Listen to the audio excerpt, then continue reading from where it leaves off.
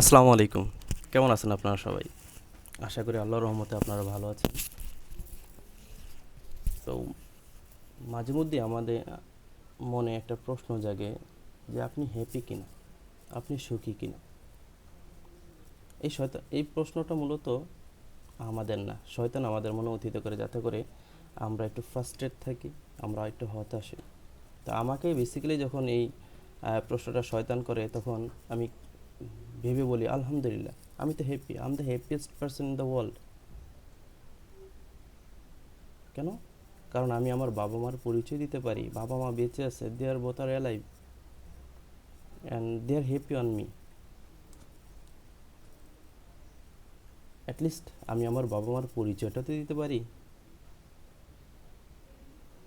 এমন অনেকেই আছে যারা তাদের বাবা মার পরিচয় দিতে পারে না।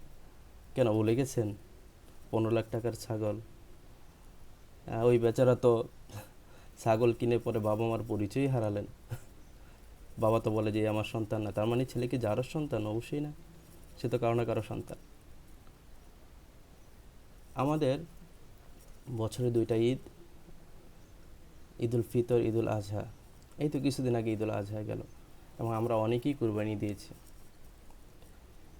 কেউ কেউ তো লাখ টাকা ব্যয় করে কুরবানি দিয়েছে।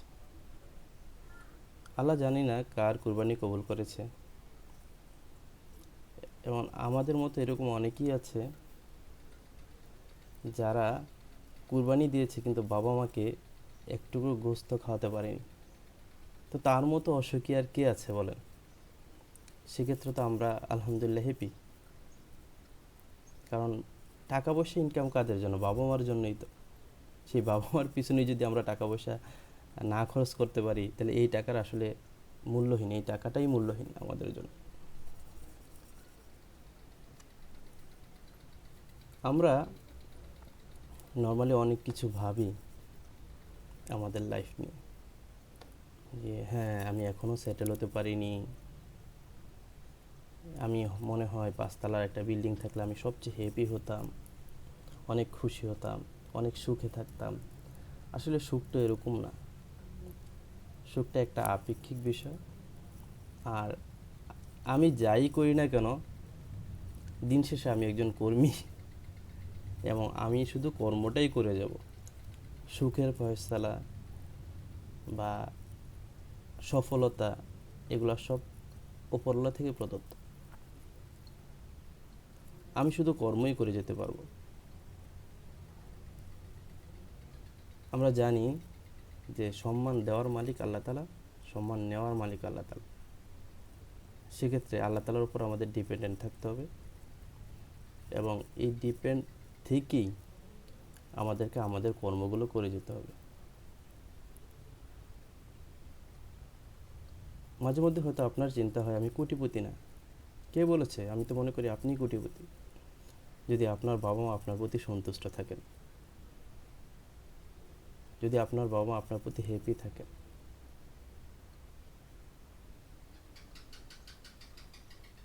তাই যাদের বাবা মা বেঁচে আছে, আমি মনে করি তাদের বাবা মার প্রতি আরও বেশি যত্নশীল হওয়া উচিত, বাবা মার প্রতি আরও বেশি ডেডিকেটেড হওয়া উচিত, এবং কোনো মতেই তাদের দুঃখ দেওয়া উচিত না। যতটুকু পারেন তাদের জন্য করেন, না পারেন চুপ থাকেন, কিন্তু তাদের মনে কষ্ট দিবেন না। হ্যাঁ, হতে পারে আপনি অনেক কিছু করেছেন বাবা মার জন্য, কিন্তু সেই কথাগুলো যখন তাদেরকে রিপিটেডলি বলবেন আপনি, তখন তারা কষ্ট পাবে। সেই কাজটা ভুলেও করবেন না যদি আপনি একটা বিবেকবান মানুষ হন। যতদিন বেঁচে থাকবেন চেষ্টা করবেন তাদেরকে হ্যাপি রাখার জন্য। তো যখনই ওই প্রশ্নটি আমার মনে উদিত হয় যে হ্যাঁ আপনি সুখী কিনা, আপনি হ্যাপি কিনা, মুখ ভরে একটা বিশাল নিঃশ্বাস নিয়ে বলতে ইচ্ছা করে ইয়েস, হ্যাঁ, I am the happiest person in the world, yes I am happy. ভালো থাকবেন সবাই। যাদের বাবা মা বেঁচে আছে তাদের প্রতি আরও বেশি যত্নশীল হবেন, এবং তাদেরকে যত সম্ভব সম্মান দেখিয়ে কথা বলবেন। তা নাহলে একটা জিনিস মনে রাখবেন, প্রকৃতি ছাড় দেয় আপনাকে, কখনো ছেড়ে দিবে না। আজকে আপনি যা করছেন কোনো এক সময় সেটার ফিডব্যাক আপনি পৃথিবীতেই পেয়ে যাবেন। এবং আমাদের আশেপাশে তাকালে আমরা অনেককেই এই কার্যক্রমগুলো আমরা দেখতে পারি, যে কেউ হয়তো বাবা মাকে মারতে আসছে, তার কিছুদিন পর দেখা গেল যে তার ছেলে তাকে মারতে আসছে। কারণ কি? কারণ নেচার খুবই নিষ্ঠুর, সে আপনাকে ছাড় দিবে না কখনো। হয়তো কিছুদিন ছেড়ে দিবে, কিন্তু ছাড় দিবে না। So be careful. আমাদের উচিত আরও বেশি সচেতন হওয়া, আরও বেশি যত্নশীল হওয়া এইসব সম্পর্কগুলো নিয়ে। পরিশেষে একটা জিনিস বলতে চাই, যে আমরা যারা আল্লাহর উপর তাওয়াক্কুল করি, আল্লাহকে বিশ্বাস করি, তাদের উচিত আল্লাহর উপর সবসময় ডিপেন্ডেন্ট থাকা। প্রতিটা কাজে, প্রতিটা কর্মে আল্লাহকে স্মরণ করা এবং সে অনুযায়ী তার দেখানো পথে চলা এবং সে অনুযায়ী আমল করা। আমি দোয়া রাখি যে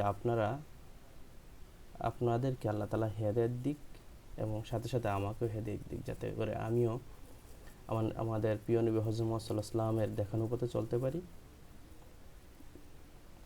এবং জান্নাতের সুউচ্চ মকাম আমি পৌঁছাতে পারি। আমিন। দোয়া করবেন আমার জন্য সবাই। আসসালামু আলাইকুম ওয়া রাহমাতুল্লাহি ওয়া বারাকাতুহু।